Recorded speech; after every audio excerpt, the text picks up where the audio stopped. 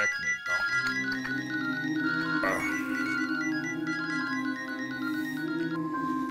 Hello, কোথায় তোমরা? আমরা তো এই এই গোপালবাবুর বাড়িতে। কি করতে গেছো? আরে ওই তো ওই কালকের আইবুড়ো ভাতের প্ল্যানিং। তো বাজারের টাকাটা কি তুমি দিয়ে আসছো না? এসব কি বলছিস কি? যে যথেষ্ট ক্ষমতা আছে। ক্ষমতা? বিয়েতে গলায় কি হার দেয় আমি দেখব।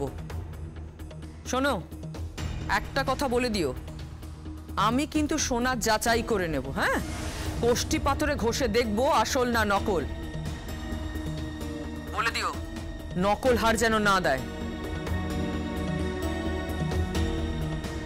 কি বললো? বাবা, এটা গিনি রায়ের ফোন না? কি বললেন? কি বললো বলো না। বললো যে বিয়ের সমস্ত গয়না দেখবে, বিশেষ করে গলার গয়না। না খালি দেখবে না, খালি দেখবে নয়, কুষ্টি পাথর দিয়ে যাচাই করে নেবে যে সোনা আসল না নকল। এই কথাটা মাকে জানাতেই হবে। হ্যাঁ, হতে পারে আমরা গরিব, কিন্তু নকল জিনিস কখনোই দেব না। না বীরু, কি?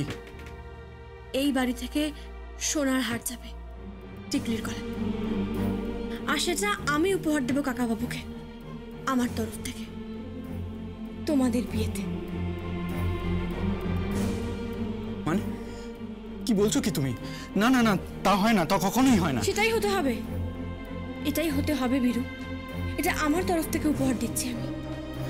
কিন্তু মিষ্টি বৌদি, সেটা মেয়ের বাড়ির জিনিস। মেয়ের বাড়ির জিনিস নেওয়া হচ্ছে না বীরু, এটা এটা কোহিনূর জুয়েলার্সের। কোহিনূর রায় আর আমি দিচ্ছি, তোমার দাদা ভাই আর মিষ্টি বৌদি।